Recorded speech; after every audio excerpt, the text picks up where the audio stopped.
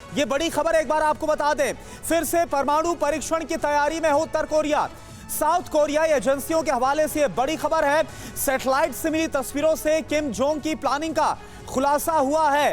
तो साउथ कोरियाई एजेंसियों के हवाले से बड़ी खबर कि एक बार फिर से परमाणु परीक्षण कर सकता और 7वें परमाणु परीक्षण की तैयारी में है उत्तर कोरिया, किम जोंग उन।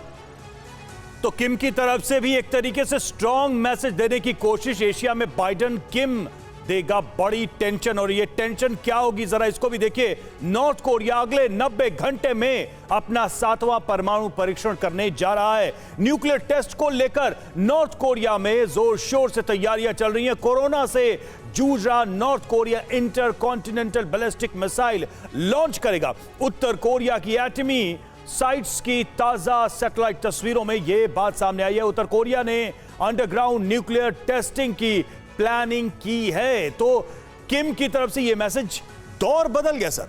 एक जमाना था कि दुनिया के सबसे बड़े शक्तिशाली लीडर्स अगर किसी रीजन में, कंट्री में जा रहे हैं तो बाकी देश फ्रेंडली बिहेव करते थे चाहे कितनी भी लड़ाई हो। अब मामला उल्टा पड़ गया। सबको लगता है कि बाइडेन को चिढ़ा दें, ये कमजोर हैं, ये कुछ नहीं करेंगे, जो करना है कर सकते हैं। देखिए सारे देश जो हैं इन्होंने एक ध्रुवीकरण किया है और मिलकर ये सारी कार्रवाई कर रहे हैं सुनियोजित तरीके से। चीन हो चाहे नॉर्थ कोरिया हो और इनके साथ।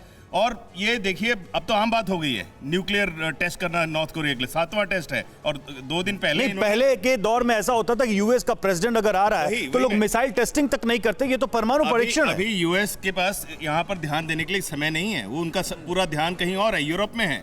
तो कैसे करेंगे ये सब? जी सर कुछ अच्छा सर अच्छा ठीक है सर प्लीज। एक चीज बड़ी इंपॉर्टेंट है इसमें। ये देखिए पिछली बार ट्रंप और इसकी मुलाकात हुई थी किम की। 2 बार मुलाकात हुई, कोई फायदा नहीं निकला, कुछ नहीं हुआ। इसका मतलब नॉर्थ कोरिया समझ गया कि अमेरिका उसका कुछ नहीं कर सकता, उसको रोक नहीं सकता। सैंक्शंस इतने सालों से हैं फिर भी नहीं हो रहा है क्योंकि सपोर्ट चाइना का है। उस सपोर्ट के साथ कोरिया आगे बढ़ता जा रहा है सब कुछ होने के बावजूद। तो ये मान के चलिए कि ये कोरिया, नॉर्थ कोरिया दिखाना चाहता है कि अगर हमको आप मेनस्ट्रीम में नहीं करेंगे तो आप नहीं चल पाएंगे। ड्रैगन की सवारी कर रहे हैं सब। बिल्कुल ड्रैगन की सवारी कर रहे हैं और एक बहुत बड़ी चिंता का विषय है जैसे आपने कहा बिडेन के लिए और पूरे नाटो और अमेरिका के लिए। बिल्कुल, और इस पर और भी बातचीत करेंगे, लेकिन बात इस वक्त की एक और बड़ी अपडेट की कर लेंगे। रूस से चीन की तेल खरीद का ईरान पर बड़ा असर पड़ा है। चीन को किए जाने वाले ईरानी क्रूड निर्यात में भारी कमी दिखाई दी है। 40 मिलियन बैरल ईरानी तेल को नहीं मिल रहे हैं खरीदार। यूक्रेन युद्ध की वजह से भारी डिस्काउंट पर तेल बेच रहा है रशिया। तो करुणा, जिस तरीके से लगातार हम क्रूड ऑयल की बात कर रहे थे, सर से जा रही है ये सिचुएशन जो है, क्या सिर्फ ईरान पर फर्क पड़ेगा या और भी देश इसकी जद में आएंगे? सवाल आपका सिंह सर। जी मैं ये इसमें बताना चाहता हूँ, ये तेल अभी बहुत इंपॉर्टेंट इशू है और चाइना अपना विस्तारवाद पूरे मिडिल ईस्ट में कर रहा है। सऊदी अरेबिया के साथ, ईरान के साथ उनके लॉन्ग टर्म रिश्ते बने हैं। 25 साल का करार किया है ईरान के साथ उन्होंने इस तेल को लेकर के। और उसके विपरीत उन्होंने क्या करना है, उन्होंने मिडिल ईस्ट में इनको फुट होल्ड दे रहे हैं चाइनीज को।